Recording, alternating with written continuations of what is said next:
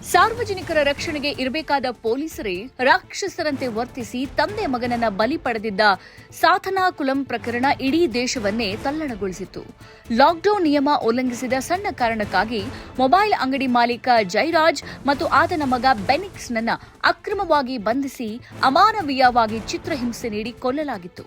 ಇದಾದ ಸುಮಾರು 6 ವರ್ಷಗಳ ಸುದೀರ್ಘ ಕಾನೂನು ಹೋರಾಟದ ನಂತರ ಇಂದು ಮದುರೈನ ನ್ಯಾಯಾಲಯವು ಈ ಕೃತ್ಯವನ್ನ ಅಪರೂಪದ ಪ್ರಕರಣ ಅಂತ ಪರಿಗಣಿಸಿ ತಪ್ಪಿತಸ್ಥ 9 ಪೊಲೀಸರಿಗೆ ಮರಣ ದಂಡನೆ ಶಿಕ್ಷೆಯನ್ನ ಪ್ರಕಟಿಸಿದೆ. 2020 ಜೂನ್ ಲಾಕ್ಡೌನ್ ವೇಳೆ ತಮಿಳುನಾಡಿನ ಮೊಬೈಲ್ ಅಂಗಡಿಯಲ್ಲಿ ಹೆಚ್ಚುವರಿ ಸಮಯ ತೆರೆದಿದ್ದಕ್ಕಾಗಿ ಜೈರಾಜ್ ಮತ್ತು ಅವರ ಮಗ ಬೆನ್ನಿಕ್ಸ್ ಅವರನ್ನ ಬಂಧಿಸಲಾಗುತ್ತೆ. ನಂತರ ಪೊಲೀಸ್ ಠಾಣೆಯಲ್ಲಿ ಪೊಲೀಸರು ನಡೆಸಿದ ಭೀಕರ ಹಲ್ಲೆಯಿಂದ ಇಬ್ಬರು ಮೃತಪಟ್ಟಿದ್ರು. ಈ ಘಟನೆ ದೇಶಾದ್ಯಂತ ಆಕ್ರೋಶಕ್ಕೆ ಕಾರಣವಾಗಿತ್ತು. ಮುಂದುವರೆದು ಪ್ರಕರಣದ ಗಂಭೀರತೆಯನ್ನ ಪರಿಗಣಿಸಿದ ನ್ಯಾಯಾಲಯ ಇದರ ತನಿಖೆಯನ್ನ ಸಿಬಿಐಗೆ ವಹಿಸಿತ್ತು. ಅದರಂತೆ ತನಿಖೆಯಲ್ಲಿ ಅಂದಿನ ಇನ್ಸ್ಪೆಕ್ಟರ್ ಶ್ರೀಧರ್, ಸಬ್ ಇನ್ಸ್ಪೆಕ್ಟರ್ಗಳಾದ ರಘು ಗಣೇಶ್, ಬಾಲಕೃಷ್ಣನ್ ಸೇರಿದಂತೆ 9 ಮಂದಿ ಪೊಲೀಸರು ಸಾವಿಗೆ ನೇರ ಕಾರಣ ಅಂತ ಸಾಕ್ಷ್ಯಾಧಾರಗಳ ಮೂಲಕ ಸಾಬೀತಾಯಿತು. ಅದರಂತೆ ಆರೋಪಿಗಳನ್ನ ಮಧುರೈ ಕೇಂದ್ರ ಕಾರಾಗೃಹದಲ್ಲಿ ಬಂಧನದಲ್ಲಿ ಇರಿಸಲಾಗಿತ್ತು. ಇನ್ನು ಶಿಕ್ಷೆಯ ಪ್ರಮಾಣ ಪ್ರಕಟಿಸುವ ಮುನ್ನ ನ್ಯಾಯಾಧೀಶರು ಆರೋಪಿಗಳ ಮತ್ತು ಮೃತರ ಕುಟುಂಬದವರ ವಾದವನ್ನ ಆಲಿಸಿದ್ರು. ಈ ವೇಳೆ ಜೈರಾಜ್ ಅವರ ಪತ್ನಿ ಸೆಲ್ವರಾಣಿ ನ್ಯಾಯಾಲಯದಲ್ಲಿ ಕಣ್ಣೀರಿಡುತ್ತಾ ತನ್ನ ಗಂಡ ಮತ್ತು ಮಗ ಯಾವುದೇ ತಪ್ಪು ಮಾಡಿರಲಿಲ್ಲ, ಜೊತೆಗೆ ಅವರ ಮೇಲೆ ಈ ಹಿಂದೆ ಯಾವುದೇ ಪ್ರಕರಣಗಳೂ ಇರಲಿಲ್ಲ. ಹೀಗಾಗಿ ಅಂತಹ ಅಮಾಯಕರನ್ನ ಠಾಣೆಯಲ್ಲಿ ಹೊಡೆದು ಸಾಯಿಸಿದವರಿಗೆ ಗರಿಷ್ಠ ಶಿಕ್ಷೆ ನೀಡಬೇಕು ಅಂತ ಹೇಳಿದರು. ಮತ್ತೊಂದೆಡೆ ಆರೋಪಿ ಪೊಲೀಸರು ತಮ್ಮ ಕುಟುಂಬದ ಹಿನ್ನೆಲೆ ಪರಿಗಣಿಸಿ ಕನಿಷ್ಠ ಶಿಕ್ಷೆ ನೀಡುವಂತೆ ಕೋರಿದರು. ಆದರೆ ಸಿಬಿಐ ವಕೀಲರು ಇದು ಅಪರೂಪದ ಪ್ರಕರಣವಾಗಿದ್ದು ಮರಣ ದಂಡನೆಯೇ ಸೂಕ್ತ ಅಂತ ವಾದಿಸಿದರು.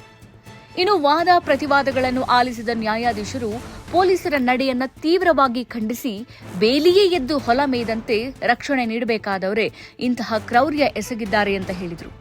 ಅಮಾಯಕರ ಮೇಲೆ ಸುಳ್ಳು ಪ್ರಕರಣ ದಾಖಲಿಸಿ ಜೈಲಿನಲ್ಲಿ ಅಮಾನವೀಯವಾಗಿ ನಡೆದುಕೊಂಡಿರುವುದು ಕ್ಷಮಾರ್ಹವಲ್ಲ.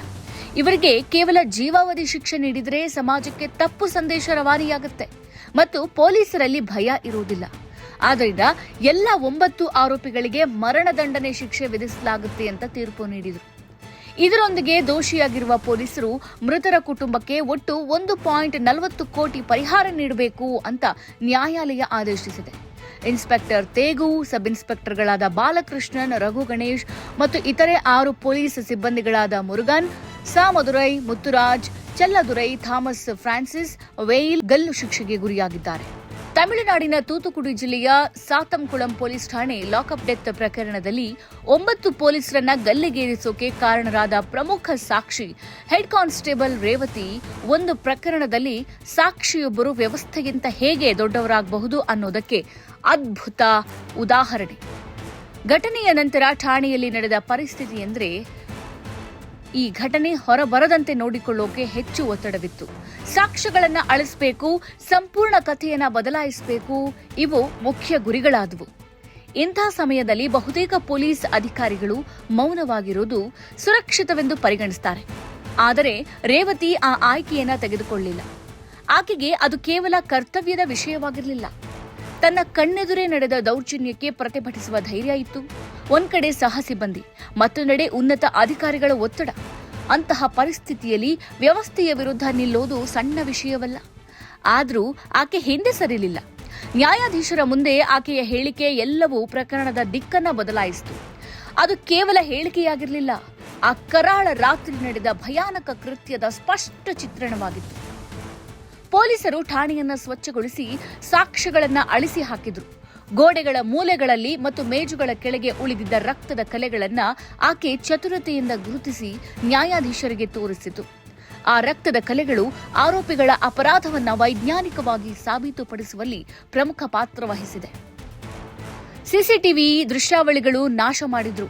ಆಕೆಗೆ ನೆನಪಿರುವ ಘಟನೆಗಳ ಸಮಯವನ್ನು ಒಟ್ಟುಗೂಡಿಸಿ ತನಿಖೆಗೆ ದಿಕ್ಸೂಚಿಯಾಗಿದ್ದು ಇದು ಸಾಮಾನ್ಯ ವಿಷಯವಲ್ಲ. ಒಂದೇ ಇಲಾಖೆಯ ತನ್ನ ಸಹ ಉದ್ಯೋಗಿಗಳ ವಿರುದ್ಧ ಸತ್ಯವನ್ನ ಹೇಳೋದು ಬಹಳ ದೊಡ್ಡ ನಿರ್ಧಾರವಾಗಿತ್ತು. ಆದರೆ ಆಕೆ ಹಿಂದೆ ಸರಿಲಿಲ್ಲ. ರೇವತಿ ಹೇಳಿದ ಮಾತಿನ ಆಧಾರದ ಮೇಲೆ ಪ್ರಕರಣವನ್ನ ಬಲಪಡಿಸಲಾಯಿತು. ನ್ಯಾಯಾಲಯವು ಆಕೆಯ ಸುರಕ್ಷತೆಯ ಮೇಲೆಯೂ ಗಮನ ಹರಿಸಿ ವಿಶೇಷ ರಕ್ಷಣೆ ನೀಡಿತು. ಸಾತಂಕುಳಂ ಪ್ರಕರಣದಲ್ಲಿ ನ್ಯಾಯ ಸಿಗೋಕೆ ಹಲವು ಕಾರಣಗಳಿರಬಹುದು. ಆದರೆ ಸತ್ಯ ಹೊರಬರೋಕೆ ಕಾರಣವಾದ ಒಂದೇ ಒಂದು ಹೆಸರು ರೇವತಿ. ಬಹುಶಃ ಭಾರತದ ಇತಿಹಾಸದಲ್ಲಿ ಇಷ್ಟೊಂದು ಪೊಲೀಸರಿಗೆ ಮರಣದಂಡನೆ ವಿಧಿಸಲಾಗಿರುವ ವಿಶೇಷ ಪ್ರಕರಣ ಇದು.